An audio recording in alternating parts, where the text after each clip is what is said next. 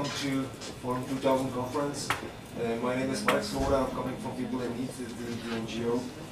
And I have the great pleasure to welcome you here today at the panel titled Cuba, Public Space in a Closed Society. And the panel, I think, will be special for several reasons. First of all, as the title suggests, the main focus of this panel should be on what's going on in Cuba these days, because although when you take a look at Cuba from the political point of view, not much is changing. You still have the Castro brothers in place. You see some attempted reforms, but not really much is happening on that level. Where is, however, a lot happening is on the level of the society. So from my point of view, I think we can see a lot of changes, a lot of initiatives, and a lot of activities that I think would be unthinkable 5 years ago. I will go quickly because, as you can see, we have a live link directly from Cuba. So I will just quickly introduce the panelists. We have Tomáš, Klvaňa. We have Regis Iglesias from Christian Liberation Movement. I will introduce the panelists later in more detail.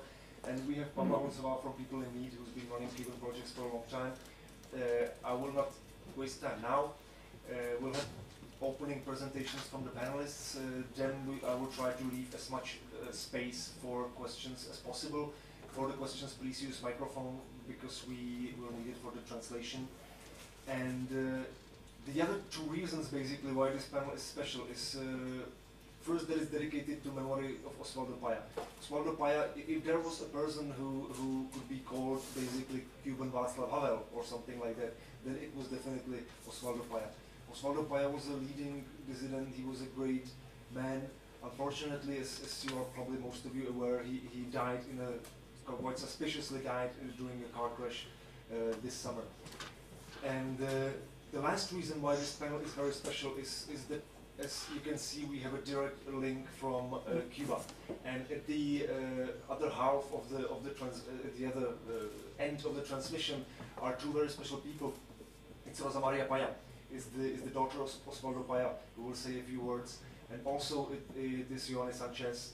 Yoani Sánchez, very efficient and productive and famous and blogger dissident. So I think this is quite a unique thing. I hope that the technical setup will not let us down. If it will, we will improvise. But for now, I will pass the word to Cuba, to Rosa María Payá.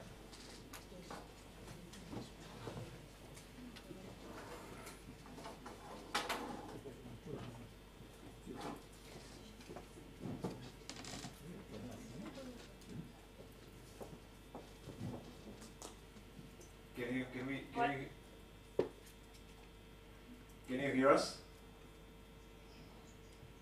Yes, I can hear you. Okay. So basically, I just briefly, greetings from Prague. First of all, I'm very happy that we are able to be connected this way across Atlantic. And I mentioned basically that this panel is supposed to be not only about what's going on in Cuba, in Cuban society, about all the new things that are happening, but also about the memory of Payá, basically, of your father. So I wondered if you could say a few words about that.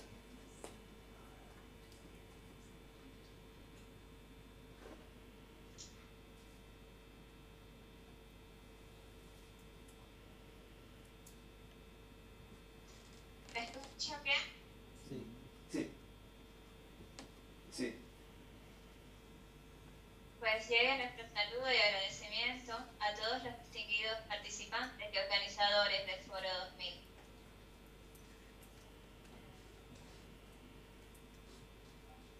Mi padre dice que la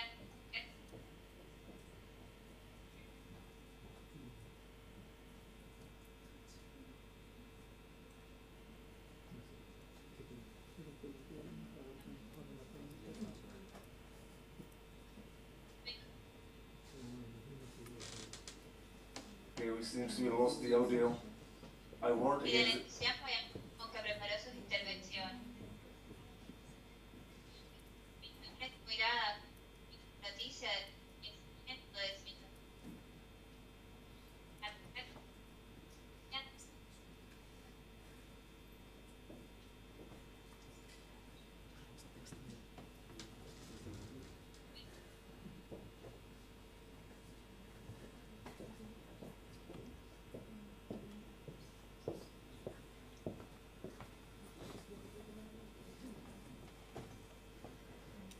Okay, I don't know if you can still hear us, but we have lost the audio, so we cannot hear you right now.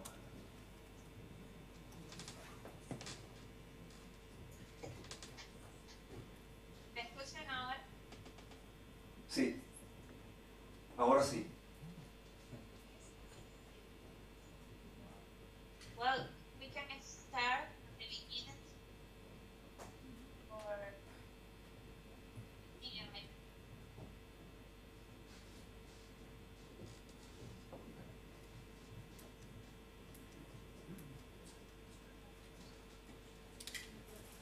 Okay. So I'm so just a message to Cuba, if you can translate it. I'm sorry, but we cannot hear you. But we sort of counted on that possibility because obviously the connection is far from ideal. And ahora sí. Okay, I think if you can write just. ¿Me oyen bien ahora? ¿Me escuchan bien? Sí, escuchamos ahora. Bueno, pues comienzo si es posible. Okay. Por favor. ¿Ok? Bien. Mi padre dice que la República Checa y el señor Václav Havel en su vanguardia son ejemplos casi solitarios de coherencia y perseverancia en el apoyo de los derechos humanos para Cuba. Soy testigo de las invitaciones que mi papá recibía cada año para participar en este foro 2000 y del entusiasmo con que preparó sus intervenciones. Recuerdo hoy el dolor en su mirada cuando recibí la noticia del fallecimiento del señor Havel. La verdad que había nacido a Praga años.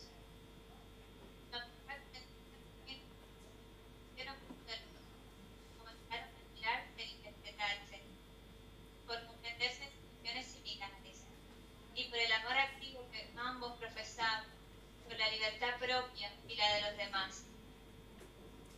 De modo que su encuentro en Praga fue el de dos viejos amigos que ahora se pueden encontrar para velar juntos por el bienestar de sus hijos. Mi familia y el Movimiento Cristiano Liberación agradecen profundamente esta invitación y todas las muestras de solidaridad y fraternidad que con motivo de la trágica muerte de mi padre y de Harold Cepero hemos recibido desde la Cancillería, la Iglesia y desde el pueblo checo. Tenemos razones para pensar que sus muertes no fueron accidentales. Y nos asiste el derecho a conocer la realidad sobre lo sucedido. Confiamos en la ayuda de todos los amantes de la vida en la verdad para aclarar lo que hasta hoy otros se obstinan en ocultar. Pedimos su apoyo a nuestra demanda para que se realice una investigación internacional independiente. Tiene que ser independiente del gobierno cubano, porque no podemos confiar en la versión que ofrecen los mismos que tantas veces amenazaron de muerte a mi padre y que hoy reprimen de manera violenta a los miembros de nuestro movimiento y de toda la oposición pacífica. No nos anima la sed de venganza, sino el convencimiento de que la verdad es camino y fundamento de paz y reconciliación. A pesar de las restricciones que sobre nosotros pesan, son numerosas las iniciativas en el campo cultural, político y en el campo social que ponen de manifiesto la inconformidad de los cubanos y buscan promover los cambios pacíficos. No tenemos libre acceso a los medios de difusión masiva. E Internet no es un derecho en nuestro país. Pero el movimiento democrático cubano, del que forman parte inseparable muchos exiliados, ha encontrado los medios para difundir su mensaje. También en las redes. Tenemos diversidad de estilos y de tendencias, pero estamos todos de acuerdo en lo fundamental. No escogimos, no podemos y no queremos vivir sin derechos.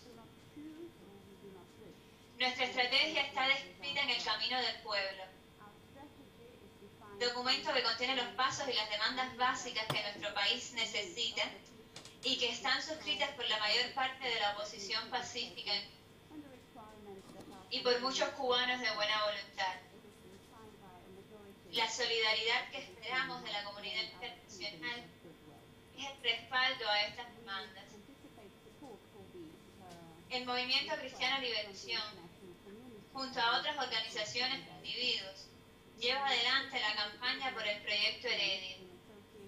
Se inserta en el Camino del Pueblo y es una iniciativa para que en la ley y en la práctica se respeten algunos derechos, entre los que se encuentran el acceso libre e igual a Internet y el cese de toda práctica discriminatoria contra los ciudadanos por sus opiniones políticas o creencias religiosas.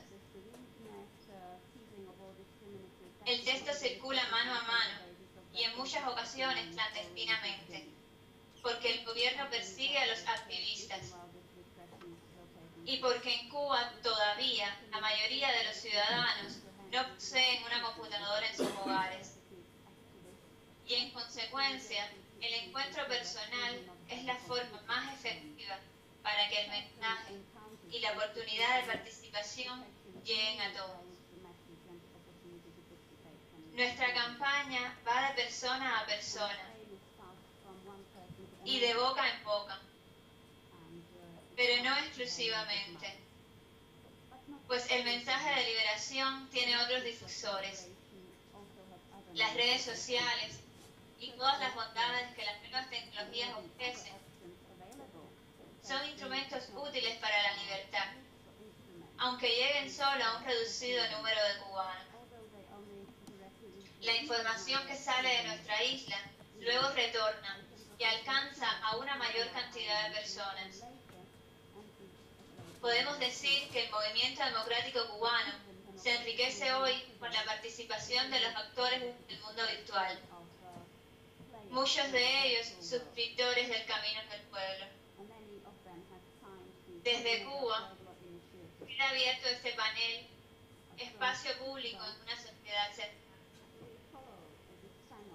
Conscientes de que los medios no son el fin en sí mismos, pero son herramientas fundamentales en la lucha de nuestro pueblo.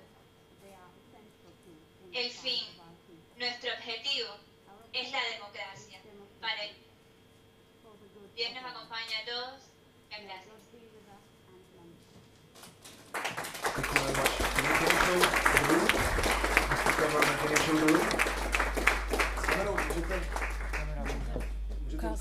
Muchas gracias.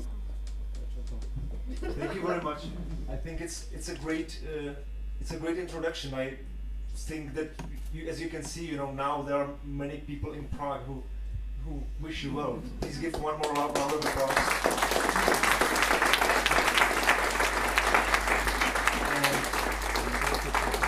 It's amazing. I think, speaking for myself, I have a tremendous amount of respect for your father and the Cuban dissidents in general, and it's quite amazing actually to see how fully you carry on. So we wish you all well from Prague, and keep on. It will get better, I believe. And gracias. Muchas gracias, Rosa. Para que continuará la entre Cuba y República Checa. Así como eran amigos, va y va. Muchas gracias. Thanks to you too.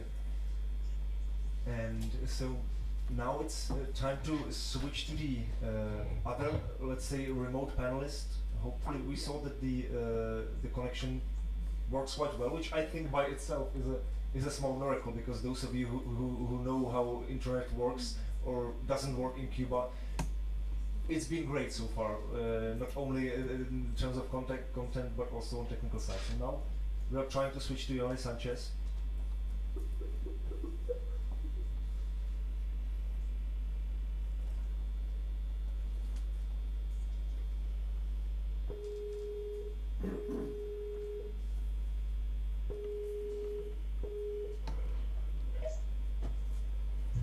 Pavla, hello, this is Prague calling.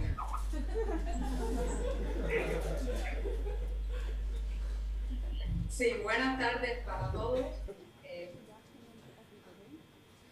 Hello, so we are here in Prague at the Forum 2000 conference. We have a full room of people, and we are very happy that you are able to be online. My name is Marek Svoboda. I'm from the organization called People in Need.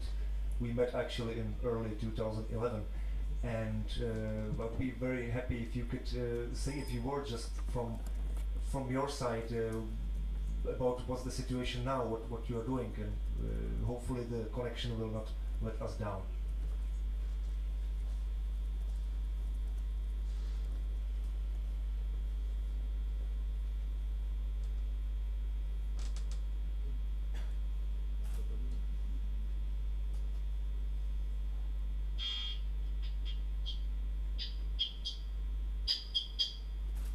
Sí, buenas tardes.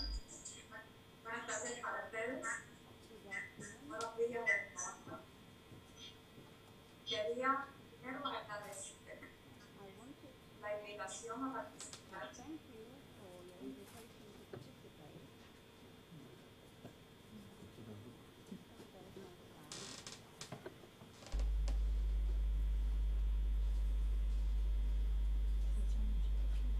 Thank you. So I don't know if we can hear each other. Can you hear us?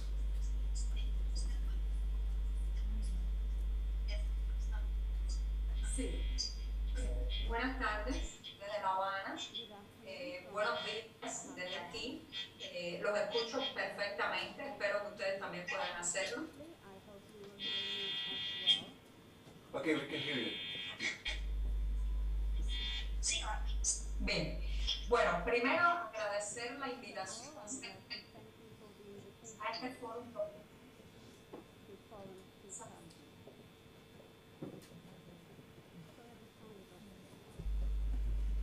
Okay, so it seems the rule that the beginning of the connection is wrong.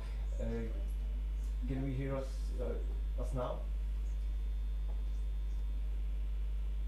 Sí, yo lo escucho perfectamente.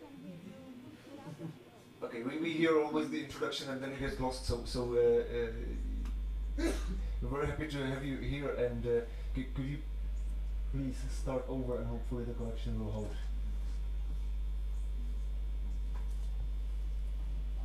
Sí, como no, podemos volver a empezar, ¿eh? Voy a hacer un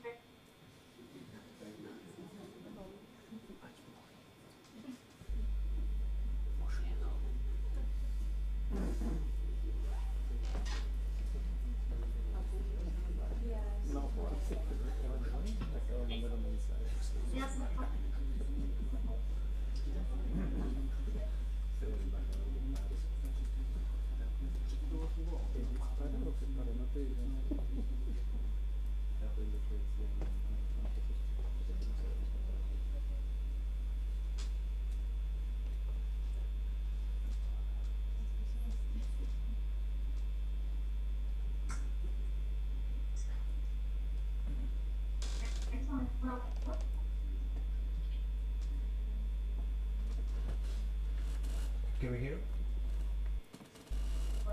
¿Me escuchan mejor ahora? Sí, parece mejor. Está bien. Bueno, comenzamos con... Okay, gracias.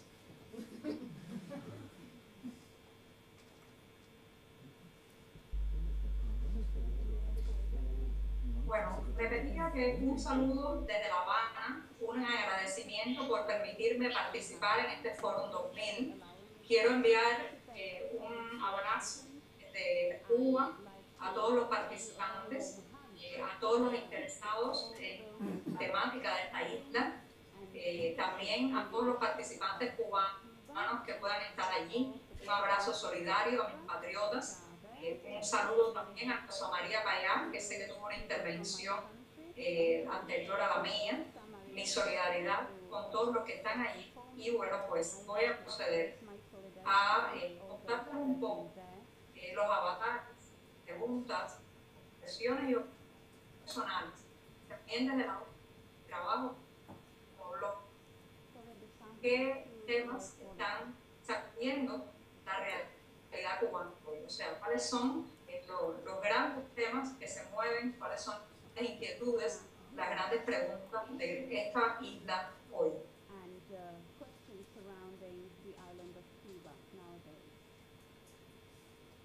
Sé que la temática del panel es una temática que tiene que ver con los medios de información. Bueno, pues me he sentido muy a gusto con estar invitada, porque precisamente ese es el medio en el que me muevo. Un medio que combina la información, las nuevas tecnologías, la telefonía celular, los blogs, las páginas web, el ciberespacio, con la labor cívica. Ha sido un tremendo gran reto en estos 5 años. No ha sido un camino fácil, para nada. Ha sido un camino que ha tenido muchos retos personales, muchos retos cívicos. Considero que me ha ayudado mucho a crecer. Y a otras personas que a lo largo de toda Cuba están utilizando las tecnologías para expresarse, para narrarse, para denunciar, para convocarse. Sé que para ustedes, pues, el tema del acceso a Internet, para los que me escuchan, es un problema cotidiano. Sé que para ustedes las tecnologías son un acompañante constante en vuestras vidas y quizás pues no de la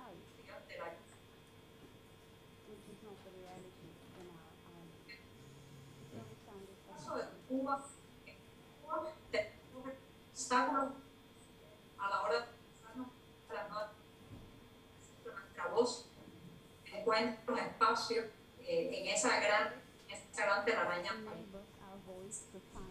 Tenemos el obstáculo, las limitaciones que todos conocen. Y por otro, el obstáculo de la censura.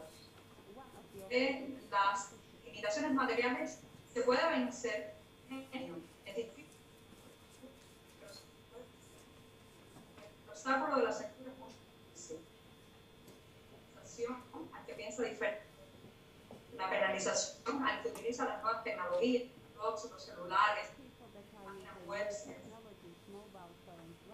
y pantalla que expresar una inconformidad crítico.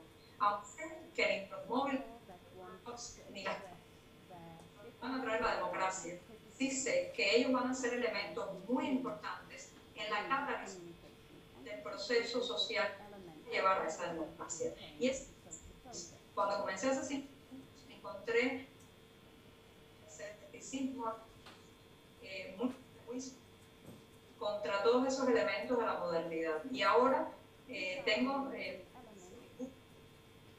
las personas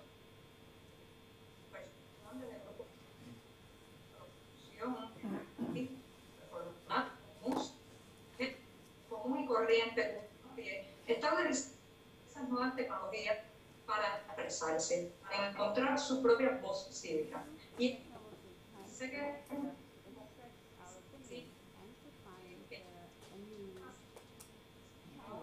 tantos pensando en personas ejercido desde hace décadas la represión, el ostracismo, el rechazo gubernamental, el corte forzado, personas que han tenido los resultados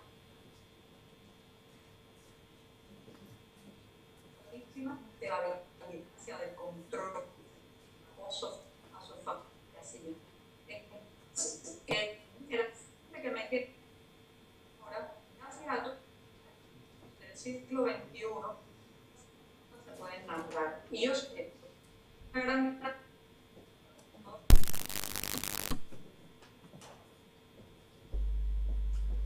I'm sorry, we lost you again, audio, but you can still hear us?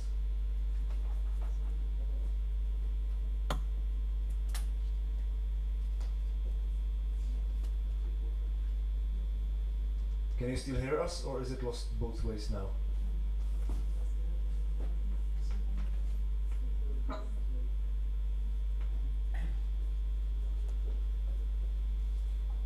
Okay, we cannot hear your voice, unfortunately.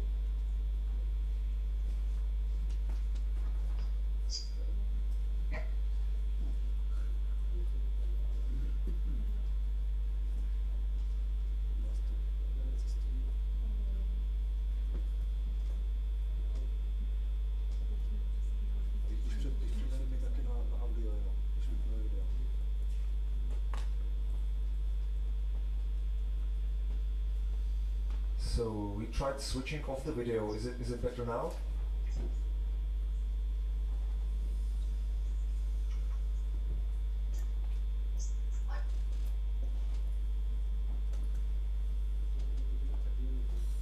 So can we hear each other?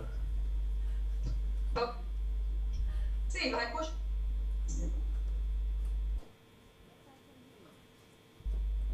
Okay, so we can try continuing like that. We can hear you off and on, so let's try it with just audio. Maybe it's better.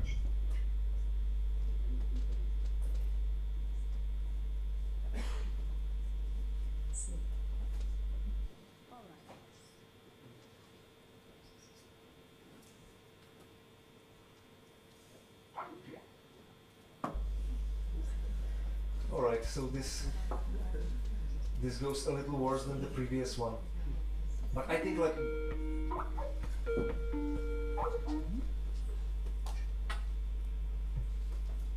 okay, is it better?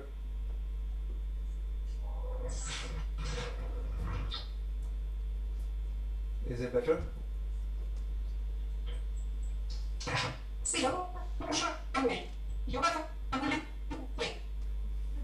different. We can still we can hear you out there, but we cannot really. The connection is really bad on our side.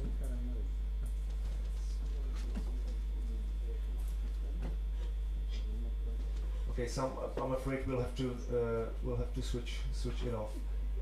And so if you can hear us, Yoani, I'm sorry that we had to cut it short like that, but we were hearing you off and on again. But I think that even in the very short time, although you were not able to finish, that it's quite unique actually that we were able to establish such connection. As I think anyone who knows how internet in Cuba works can appreciate. So maybe because we were expecting this thing to we have pre-recorded,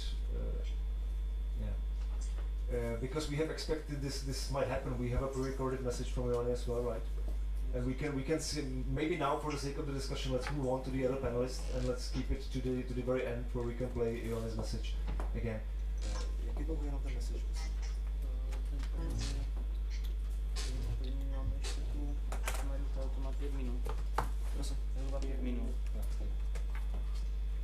Alright, so switching back to Prague, unfortunately.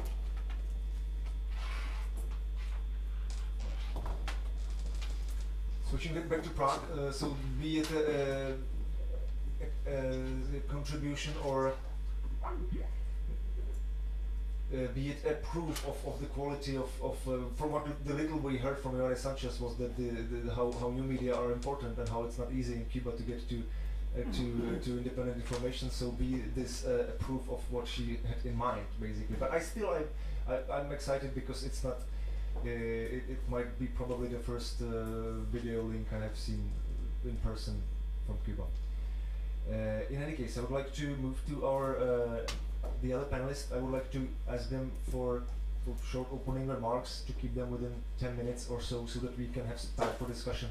And even during that, if you have a question, even during the panelist presentations, feel free to raise your hand and ask a question, but please use the microphone so that we have it for the translation.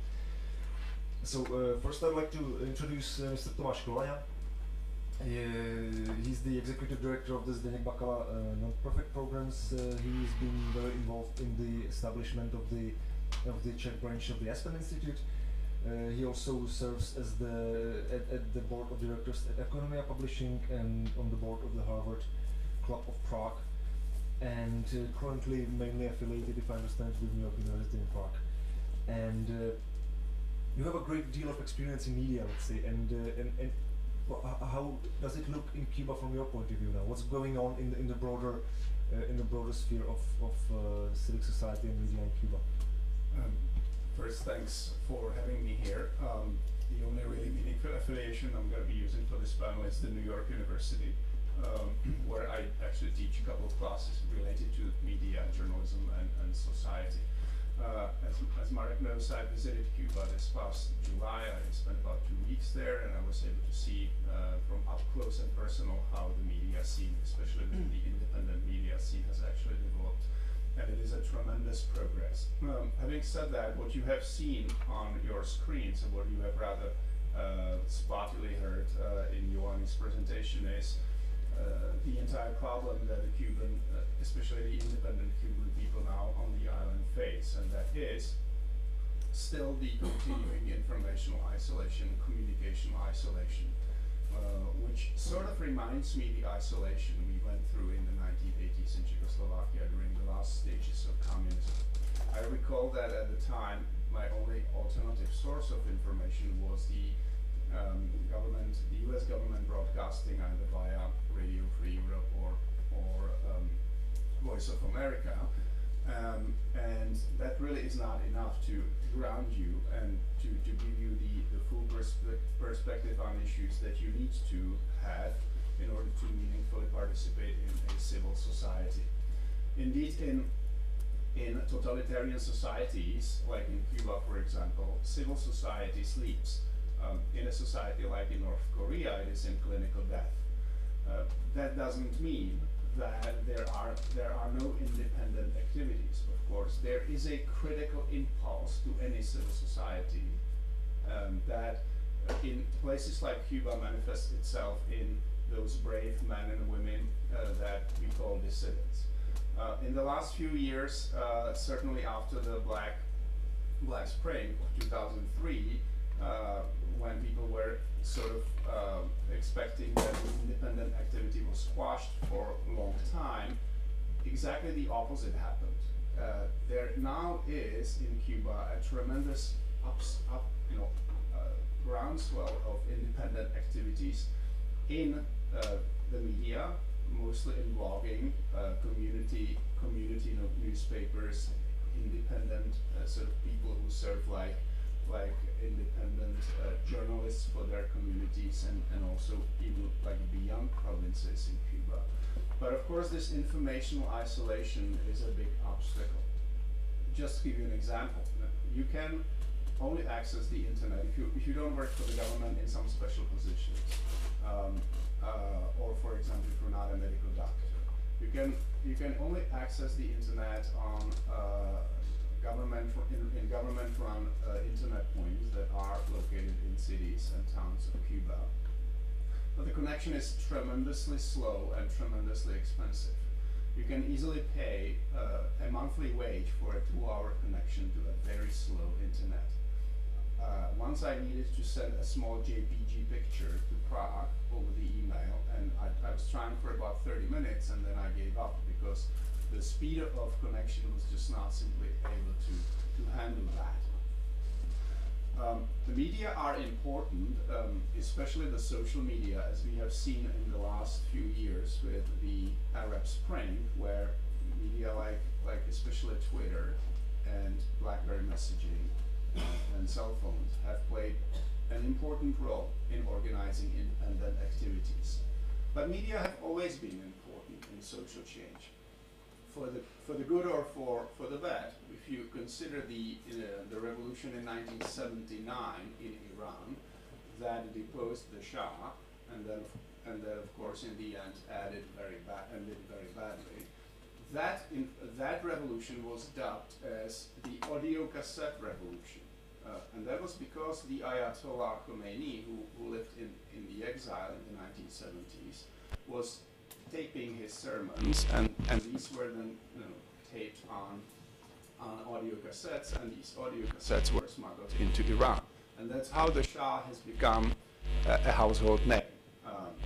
10 years after that, the revolutions here in Central Europe, and of course in Russia in 1991, were aided tremendously by visual communication. At the time it was mostly independent sort of visual video news recorded on VHS tapes and distributed among people here. Now, again, the most important means of communication are these digital communication technologies that enable instantaneous communication via social networks like Facebook, Twitter, and others. But that's not what really is the driving force of any kind of social change, because if you do not have that connected with a real on-the-ground commitment of people who are committed to organizing, you only get the sort of astroturf, superficial, lazy activism that occasionally we see on Facebook that does not really have that support of the civil society. But why do I speak of a civil society? Because civil society in Cuba, of course, as I said, is largely sleeping, except for that critical impulse of dissidents. It is tremendously important. Civil society is the precondition of a healthy democracy. It is not just one of the segments of a democracy. It's not just NGOs as opposed to businesses, as opposed to the government. Civil society encourages active participation in a society. If people are not active in a civil society, they do not care about things that transcend their own immediate self-interest. Even in a democracy, we can see a democracy without the democrats. And that's what we have been seeing here in this country for a long time. And it is only changing in the last several years, during which civil society is actually seriously waking up and is providing for the clash of ideas, the clash of various interests, and in that gives people a sense of ownership of a democracy. Why did it happen in the Czech Republic and before that in Czechoslovakia? Why do I think that civil society here is actually in a slightly better shape than in some countries in the region, for example in Hungary, where it is tremendously weak, and as a result of that, you have tremendous politicization of everything. There are two parties in Hungary that try to parcel out and subsume anything that's out there in the public life, and it actually impoverishes public life, and it paves the way to extremism, xenophobia, racism, as we are now seeing in Hungary quite a bit. Why do I think that despite all those problems with corruption and mismanagement and other problems, we in Czech Republic actually are better off? I think that's one of the reasons is that the revolution in 1989 was sort of spearheaded by an embryo of civil society. It was a coalition of dissidents, students, and artists that actually was able to organize with the media of that time to spearhead the change. And I think that we are seeing a similar movement in Cuba today. People organizing in provinces, thousands and thousands of people engaged in independent political activities, but also in independent cultural activities, much richer cultural activities than we have seen in Czechoslovakia in the late 1980s. So I'm slightly optimistic about the development in Cuba. It will take time for a change, but the embryo of a civil society is already there, and if you rely on that, then the transition for the Cubans will be easier to make than if the civil society was weak and everything was just engineered either from the top level of the government or even from the exile in the United States. Thank you very much. I think you made a number of very, very important points that I would agree with the point that indeed it's people organizing in the provinces and pretty much organically on the low level, and also about the role of media that usually plays in that, and that I would also agree with the point that what we are seeing in Cuba now already. Cuba that is basically an old school totalitarian regime. It's not one of the new authoritarians that are much smarter. The repression is much more selective. It's much more difficult to pinpoint. Cuba is pretty much, I would say, old school regime, not unlike in some ways to what we had here in the 80s.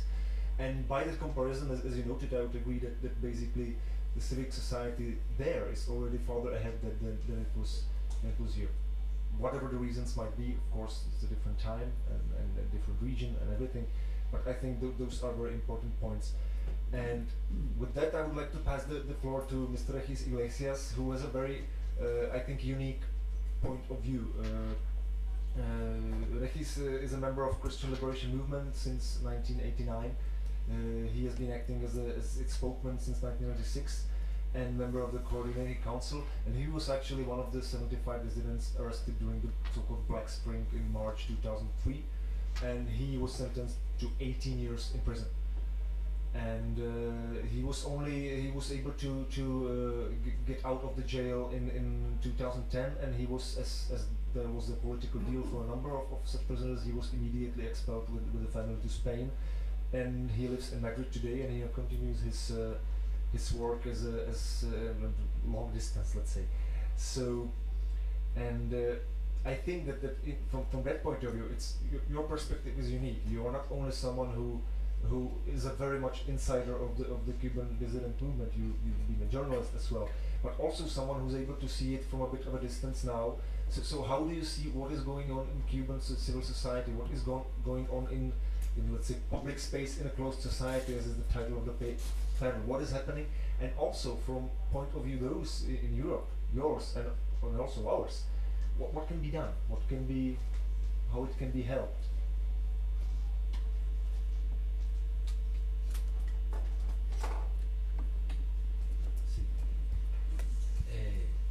Gracias. Un privilegio estar con ustedes hoy aquí en el Foro 2000. Básicamente, como acaban de ver con los intentos de comunicación con Cuba, seguimos en edad de piedra en esto de las redes sociales y en esto de la internet. Por lo tanto, pues continuamos también nuestro trabajo a la vieja usanza, como decía Rosa María, persona a persona, por toda la isla, llevando el mensaje, todos los proyectos que a favor de la libertad de Cuba nacen de la oposición. Yo quería comentarles un poco hoy, he preparado algo aquí, ahora que en especial se habla tanto de que han habido ciertas reformas en Cuba, con motivo de esto, con motivo de qué es lo que se necesita para avanzar, para apoyar a los cubanos. Pues yo creo que tanto los medios de comunicación, las redes, el apoyo de la democracia del mundo, pues deben hoy estar al lado de estos cubanos que dentro de Cuba, sin internet, persona a persona están trabajando por el referendo, por un plebiscito para que la soberanía vuelva al pueblo. Los cubanos comenzamos la transición hace una década. El 10 de mayo de 2002, 11.020 ciudadanos cubanos presentaron a la así llamada Asamblea Nacional del Poder Popular de la isla una solicitud de plebiscito para que se garantizaran en las leyes los derechos de todos. Esta iniciativa de ley pudo ser presentada al Parlamento, que absolutamente controla el régimen, en medio de una feroz persecución y una represión brutal que en marzo de 2003 llevó a la cárcel a más de 40 gestores nacionales de dicho proyecto de ley, conocido como Proyecto Varela. En prisión pudimos enterarnos de una nueva entrega de solicitud sobre este referendo, respaldada esta ocasión por 14.384 firmas de ciudadanos que se sumaban al reclamo popular. Es interesante que en una sociedad hermética y represiva como la cubana, más de 25.000 ciudadanos den individualmente ese primer paso de liberación, respaldando el gesto colectivo y solidario que beneficiará a millones de cubanos, haciendo pública la entrega de sus datos personales para un proceso que reclama el inicio de la transición pacífica y ordenada hacia la democracia. Esto había sido inédito en la Cuba comunista. La base social que representan estos ciudadanos continuará ofreciendo a la oposición democrática cubana infinitas posibilidades y capacidades. Podría llegar a conjugarse en su momento la fuerza del reclamo de la ley y también la masa ordenada y decidida que pacíficamente cambie con su desafío pacífico la sociedad cubana. Sus 5 propuestas: libertad de expresión y asociación, libertad inmediata de los prisioneros políticos de conciencia, libertades económicas para los cubanos, derecho a participar libremente en el gobierno del país y elecciones libres y democráticas, resumen lo que el pueblo cubano necesita con urgencia. Más de 17.000 cubanos dentro y fuera de la isla han participado de los equipos de diálogo nacional iniciado en 2004. Estos cubanos han diseñado un programa transitorio que define las pautas a seguir en el proceso ordenado y cívico de reconciliación y cambio. Son ellos la referencia ineludible para la transición y para la Cuba del futuro próximo, que se diseña entre todos y sin exclusiones. Los cubanos quieren servicios sociales sostenibles y racionales, programas focalizados para reducir la pobreza y las abismales desigualdades entre el pueblo y la cúpula militar que ostenta el poder, economía diversificada y competitiva que sea descentralizada y libre, donde la iniciativa personal y colectiva sea el motor que genere riquezas con garantía y respeto para la inversión nacional y foránea.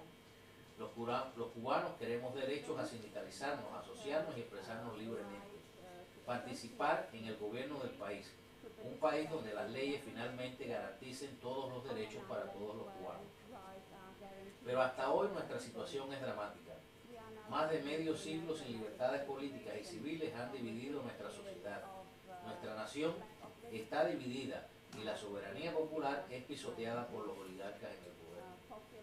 Hoy miles de compatriotas nuestros dentro de la isla están apoyando el camino del pueblo, que es la respuesta de los demócratas cubanos a los intentos de cambio-fraude, de continuismo legitimado que la Junta Económico-Militar de la isla intenta vender al mundo como supuesta reforma. Ninguno de ellos, compañeros de lucha, puede hoy estar aquí como nosotros, porque el régimen cubano no les permite salir de su propio país. Los cambios fraudes que anuncia el régimen cubano no incluyen todos los derechos para todos los cubanos. No puedo dejar de mencionar a ustedes los recientes asesinatos de los líderes opositores Harold Cefero y Osvaldo Payá, por quienes no descansaremos hasta que la verdad sobre sus muertes sea conocida, e instamos a la comunidad internacional a que apoye una investigación independiente que finalmente reconozca el crimen. El régimen intenta encubrir las trazas de su delito y extorsiona a los testigos y a las naciones europeas para que el silencio, el olvido o la mentira sobre la verdad se establezca. Nosotros no nos someteremos al engaño. Nosotros tenemos el compromiso de honrar la memoria querida de nuestros mártires y exigiremos que la verdad sea reconocida. Contamos para esto con el apoyo solidario de ustedes, que miran a Cuba y solo ven allí un pueblo sin derechos, cansado de su propio cansancio y quiere ser libre. Pero algunos miran a Cuba y por sobre todo ven sus propios intereses egoístas y pactan con la tiranía.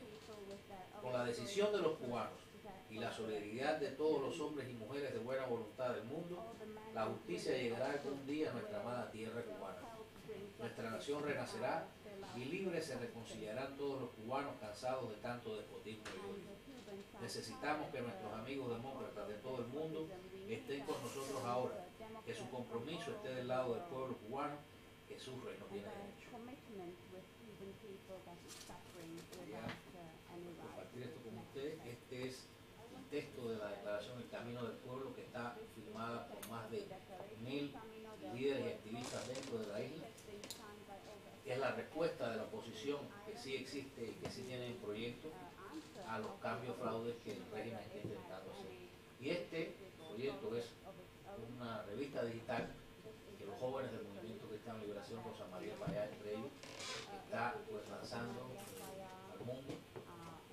Nosotros fuera de Cuba podemos imprimirla y pues esto es parte también de del esfuerzo del Movimiento Cristiano de Liberación, no solo de llegar persona a persona por toda la isla, sino también utilizando los medios de comunicación, las redes sociales.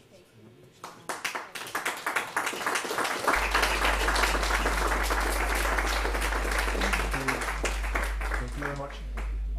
I'm sorry for technical reasons I missed the very last part, so I hope you just didn't say it. But I wanted to ask one more question. Basically, at Forum 2000 in Europe, you live in Europe, especially here, it's the participants of Forum 2000 are relatively mixed bag of people. You can get people who are somehow already involved in media, business, or in democracy support, or just students, or academics, or business professionals. There's a great variety of people around. So basically, for I think most of the people here, questions: what can we do? Is there anything we can do? Are there any online resources that you would specially mention that you can really get reliable, often updated information from Cuba on the internet? So what can we do? like as citizens. I mean, not, we can imagine what the governments should do, maybe, but what can be done, or at least where to go to be able to regularly read about what's going on in Cuba. Bueno, yo creo que fundamentalmente la solidaridad debe ser promoviendo estas iniciativas que desde dentro de Cuba, visto con mucho esfuerzo, en medio de una situación precaria, los activistas de derechos humanos y la oposición están llevando a cabo. Por ejemplo, cuando se habla de que 1.200 líderes y activistas dentro de Cuba están respondiendo al régimen a estos intentos de cambio fraude que con tanto bombo y platillo se anuncia al mundo.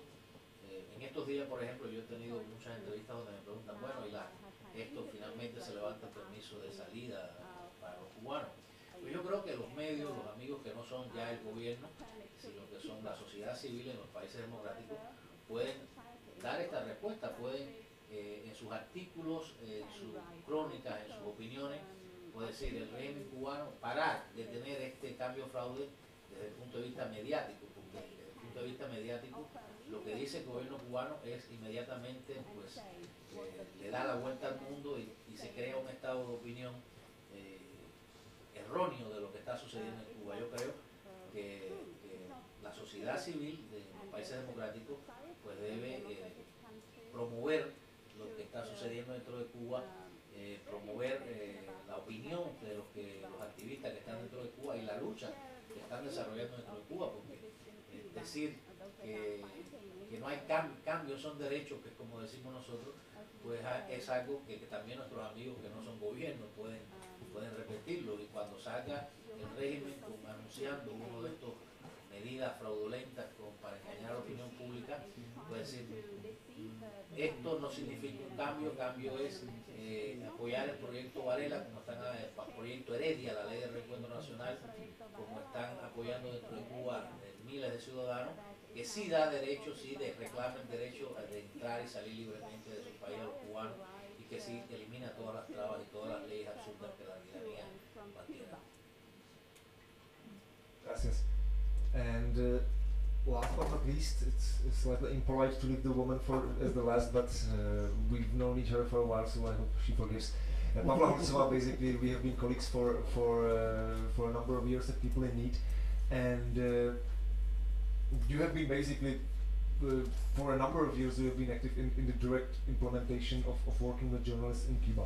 And I think, obviously, leaving this up to you, but I think that especially in this so specifically offline country, I think that there have been, to me, quite incredible and creative ways how actually people who decide to be journalists and kind of spread information around, information different than is the official Grandma magazine, which I don't know how many of you know it, but it's quite amazing reading. It's the Cuban mythology is not so broad, actually. It consists of Fidel Castro, Jose Marti, Che Guevara, Camilo Cienfuegos, perhaps. So you have these four main elements, and Grandma is a daily. You can see them, every day. There's 2 or 3 of them. So it's like, it's fascinating. To me, it's honestly fascinating that you can have a daily that's running for decades and decades and decades, and basically consists of the same information. So in this is the landscape where some people decided to be independent journalists and spread independent information, and they have been coming up with great and innovative ways, and Pavla is perhaps one of the best placed in the Czech Republic to talk about it, so please. Hello. Yeah, well, when I started to work in Cuba on a media project, it was quite amazing. There are a few things that surprised me, and surprised me quite positive and also negative manner. The first of all, when we started to work in Cuba, we were not able to talk about journalists. It was more like writing dissidents who already did have their opinion on the government, on what's going on, and on opposition movement. And second thing was, it was in 2006, my first trip to Cuba, that the people there asked me not to bring notebooks and laptop computers. They asked me to bring typewriters, because it's easier to print samizdat directly from the typewriter and not to write it on a computer and then search for a printer. That was something really rare in Cuba at that time.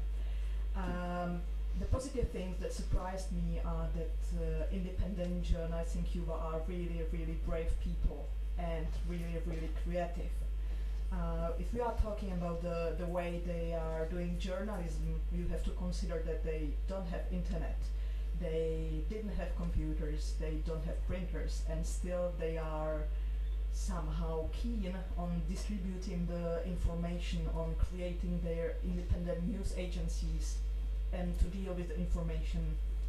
What is not so easy in Cuba, when for 50 years the only information you are getting is the official one. And you have to keep in mind that Cuba is island, so there's not any leak of information. We can't talk about any kind of a WikiLeaks from or internet leaks from different parts of the world, because it's cut completely, and the government is holding monopoly on information, and of course it's really happy to have such a monopoly. From the beginning, from the school studies and even preschool studies, you are somehow vaccinated by the one and only truth that is in Cuba. So people in Cuba are not so used to work with the information, to critically think about the information. So when we first have some kind of a strategic meeting, what we are going to do in the next couple of years with independent journalists in Cuba, we get to a few conclusions. The first one was that we have to include young people to read news and to work with the information, and we have to train them to be a real journalists who will provide some kind of a balanced information from Cuba and then create some kind of international respect to their reporting. Second, we have to keep on supporting the writing dissidents. There are somehow moving or inspiring group of people who are leaders, and they have the moral strength in their acts and in their acting. It was a little bit more difficult after 2003, when all such natural leaders, they were in prison. So we had to start again, not exactly from the scrap, but in building the capacity of the new leaders. And another thing was that we need to train the independent journalists to work with the technical equipment. In 2006, possession of cell phones and computers was still illegal in Cuba. So first we had to just get the notion that such a technical equipment is very useful, and how to use it, and how to use it in a safe way. What means to start from how to create a secure password for your computer, how to voicemail, how to send messages. Recently, if we look into Cuba, the situation changed in the last 2 years. Young people are more and more active, and even if they are not really into creating political parties, they are very keen on cultural things, on easy reporting, and even the serious, balanced and internationally recognized reporting, what really makes me happy. And still we have really interesting media projects directly from Cuba. Sometimes in remote areas in the east, it's more like news agency, community bulletin, when you can find information really for daily life, not a really political analysis, up to news agencies. They are focused on social photography, up to news agencies who are dealing with cultural things, monitoring of human rights. So yes, the situation in Cuba is changing, and it's becoming, the independent journalists are becoming really vital part of civil society in Cuba, and yeah, let's hope it will change soon, even more. Thank you.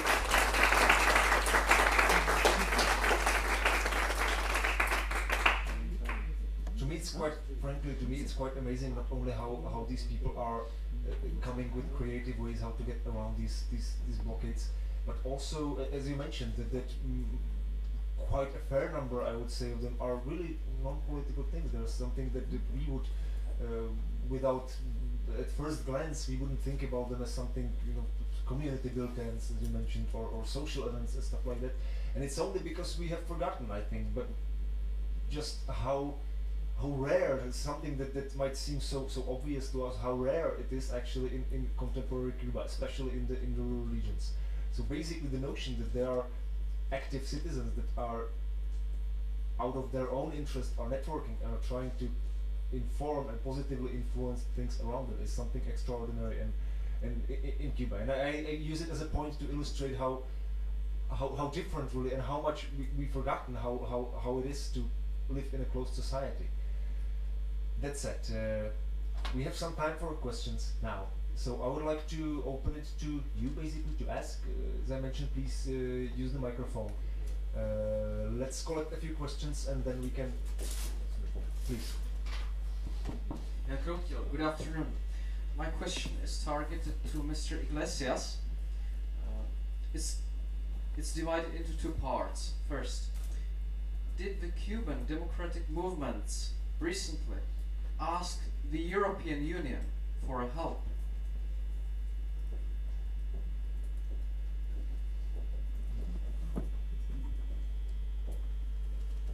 Can you ask both and then we call it a couple of questions? And the second part is, if they did, what was the reaction? What was the effect? What was the response of the European Union institutions? Thank you. Okay. Can we take some two more questions if there are any? Please. Okay. Please. Do my speech in Spanish, okay? Sure. Thank you. Me llamo Pablo Guerrero, vengo de Quito, Ecuador, soy un casillo político, de hecho vivo en Praga, soy un asilado político en la República Checa y me solidarizo con el pueblo cubano. Sorry, the microphone is switched off or something. Decía que me llamo Pablo Guerrero Martínez, vengo de Ecuador, soy un asilado político en este país y quiero saludar al pueblo de Cuba por intermedio de Regis que nos ha hecho una intervención. Y quiero ir un poco más al fondo del tema de media y democracia, establecer la naturaleza de la palabra. ¿Qué está pasando en nuestros países como Venezuela, como Ecuador, como Bolivia, con el modelo de Cuba, que de hecho es un modelo antiguo del totalitarismo? Que la palabra está considerada como un bien público, está considerada como un hecho público, y al ser un bien público puede ser administrado por quien maneje el Estado, los gobiernos. Pero la palabra es mitad de quien la dice y mitad de quien la recibe. La naturaleza de la palabra siempre es privada, no es pública, porque sale de la boca de una persona y llega al oído de otra persona. El hecho que se amplifique por los medios no quiere decir que la palabra se torne pública. La naturaleza filosófica, mi manera de ver de la palabra es su carácter particular y privado. ¿Por qué digo esto? Porque he visto que ustedes en las alocuciones han apostado a que va a encontrar un mayor nivel de liberación el pueblo de Cuba cuando se extienda los medios online, los medios digitales. Pero los medios digitales por sí solos no van a detonar una explosión de democracia en ningún lado, mientras no se entienda que la palabra pertenece a los individuos y no pertenece a los estados. Entonces la pregunta que yo quiero hacer a Regis es, ¿qué hacer en Cuba, más allá del internet, más allá del Facebook, más allá del Twitter, para que cada individuo entienda esta relación natural del carácter individual de la palabra y de la comunicación? En la medida en que se puede encontrar una respuesta a esta, yo creo que el pueblo cubano habrá recuperado su palabra y, lo que es más importante, su derecho a pensar, porque recordemos que la expresión tiene como precedente el pensamiento libre. Gracias. Gracias. There's a question here for.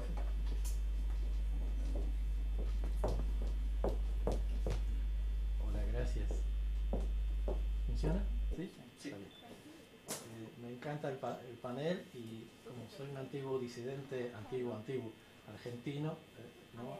Realmente apoyo a los disidentes, no importa la causa, ¿no? Creo que siempre tiene que haberlos. Y como periodista, por supuesto, no me gusta la censura, ni la autocensura, ni nada por el estilo. Pero tengo una pregunta en relación a los nuevos medios de comunicación, Facebook, Internet, etcétera, etcétera. Regis, Marek. Sì. Už vypadá mi ako Karel Gott. Regis, Marek o Tomáš, Pavla, ¿qué pasaría, no? Porque creo que hay un bloqueo, digamos, a que crezcan los medios de Internet en Cuba, y ese bloqueo. ¿Qué pasaría, digamos, si se levanta el bloqueo simplemente para los medios de comunicación? Si Cuba puede usar más satélite, si puede importar más computadoras, etcétera, etcétera, más software. Es decir, ¿es posible eso? Y eso puede llegar a producir un gran movimiento dentro de Cuba. ¿Está relacionado con el bloqueo o no? Yo no lo sé, por eso les pregunto a ustedes que son los especialistas, ¿no? Y vuelvo a felicitarlos de nuevo, me encanta.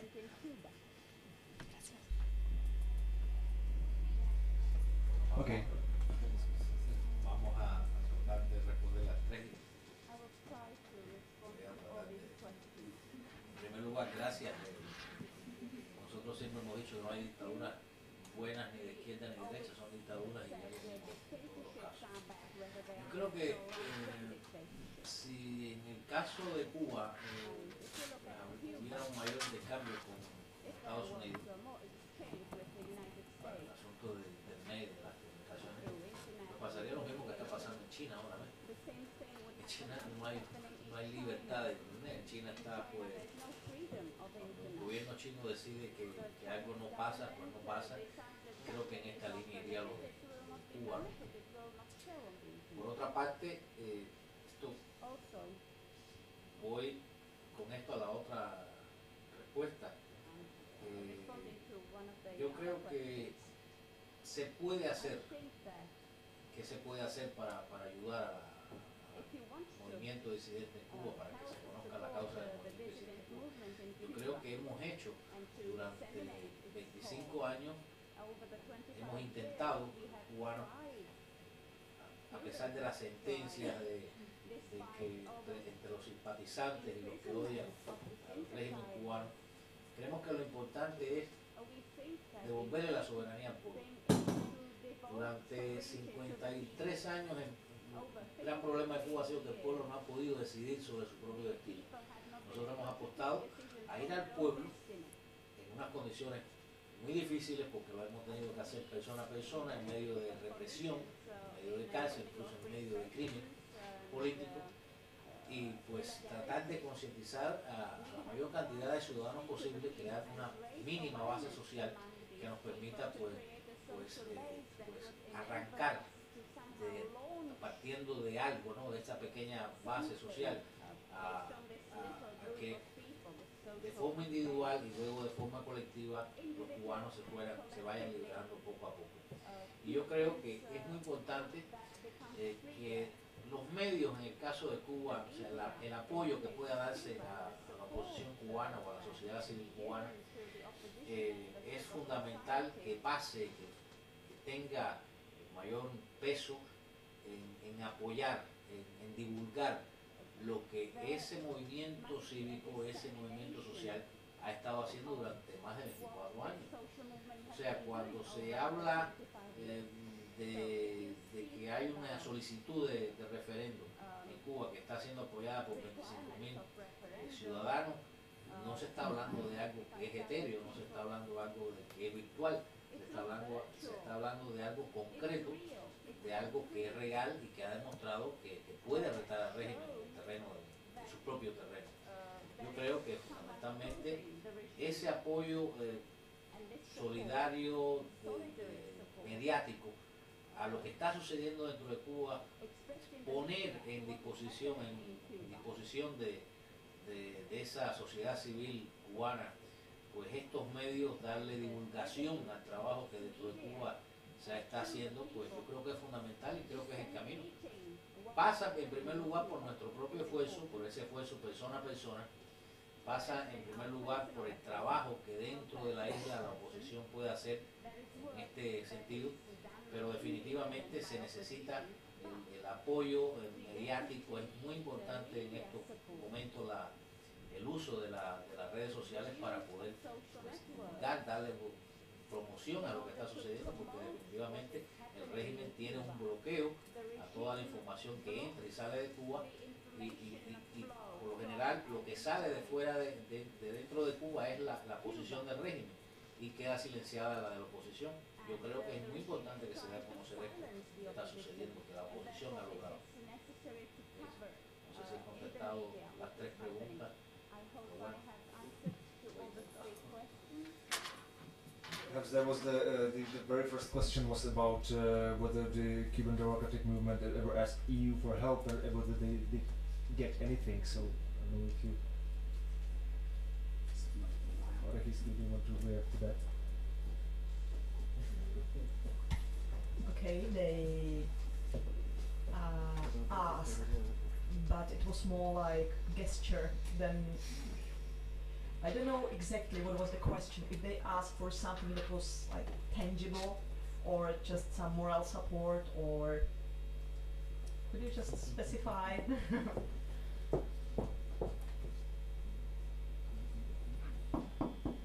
Works. Well, if the movements ask for any kind of help, financial or advisory, if they asked, for example, the European Commission, who has its own department, which is called External Relations, but it was not targeted to only that European institution. Means help in terms of finance, in terms of internet publications, and any other kind. Yeah, That's it.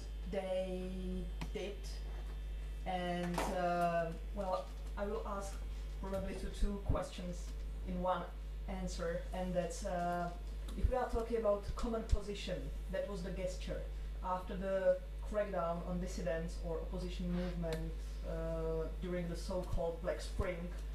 There was the joint statement of EU that is called common position, and it was a kind of a embargo to Cuba. It was more like gesture, because still the economic ties stayed on a high level, but still it was a gesture that showed to opposition in Cuba that we do care and we are following your cases.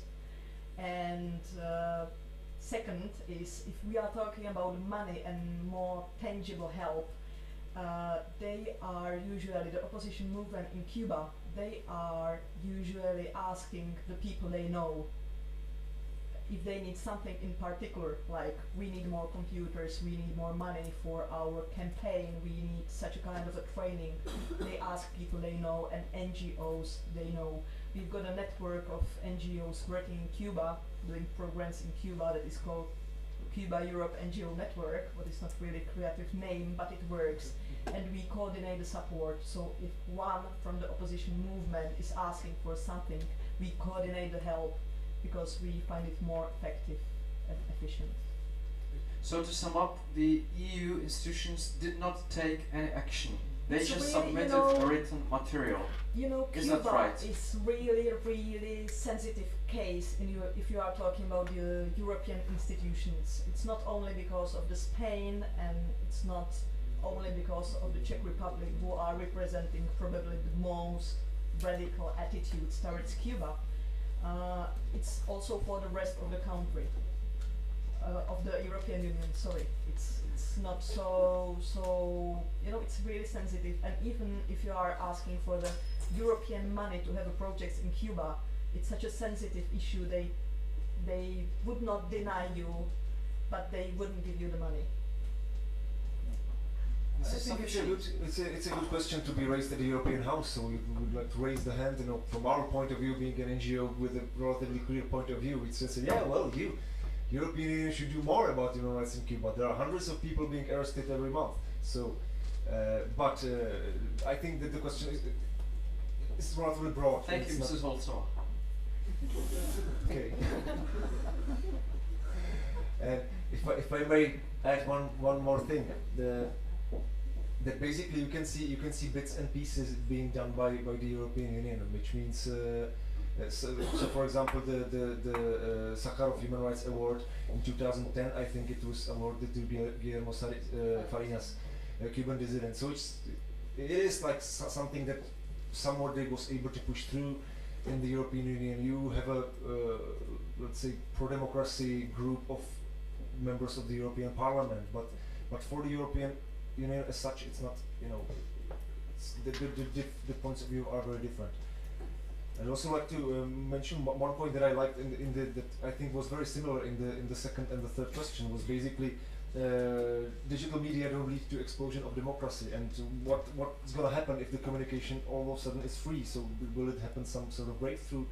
And I don't know. From my point of view, it's an academic debate. Nobody knows basically, and as much as new media are kind of the flavor of the day or the year, where there's been a lot of talk about, you know, Arab Spring and Twitter and Facebook, and was Arab Spring caused by Twitter and Facebook? Of course not.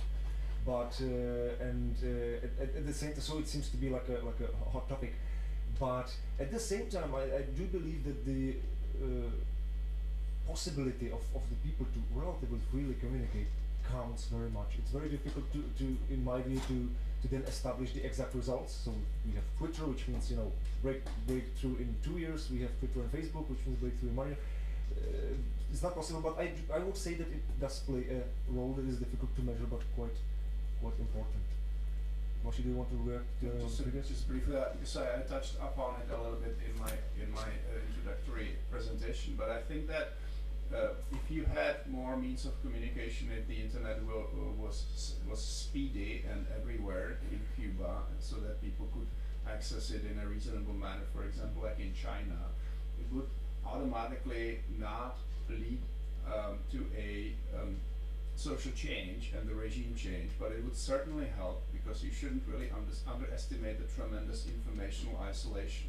It's not just about the people being able to organize and communicate, it's also about people being able to read independent information, which is very much circumscribed in Cuba, and certainly it isn't that way in China today. In many ways, Chinese are not fairly well informed. And that helps fostering civil society, independent and critical thinking, which is fairly underdeveloped in Cuba after 53 years of communist dictatorship. So it is not a panacea, of course. It would still take people to commit to a social change via real action, but it would help. It would certainly help to change the atmosphere and sort of enrich debates. Thank you. Any other questions?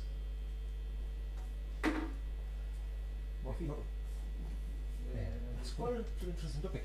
In that case, I would ask more specific technical thing. So for independent journalists working in Cuba these days, and so technically, how is the information spread? I know that you know, Yoani herself was kind of created with several others quite this very sophisticated system of linking cell phones to email accounts and so on. The journalists that you have been working with basically also use quite innovative ways how to get these things around, because obviously in a pretty much offline country, it's not, they typically don't go online. Yeah, well, there's huge difference between Havana and the rest of Cuba, and you know, for me, the more fancy, more old school thing is what we do as well within the distribution of the Samizdat publications, and that it's written, being printed at 5 a.m. Someone is going from Pinar to Havana.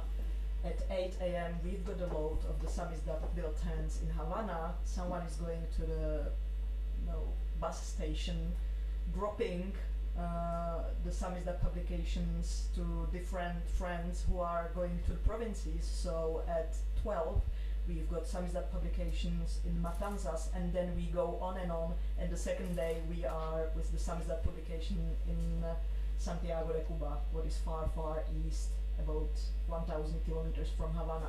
That's the way how it works. It's a very traditional way, it's quite dangerous way, because it happened a few times that all the print of Samizdat publications and those bulletins was confiscated, and the journalists were sent to prison for just for a couple of days, but still.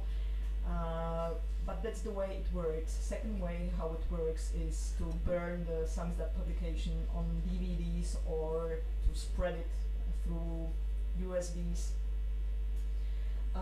For ordinary Cubans, it's much more difficult to read the bulletin on computer.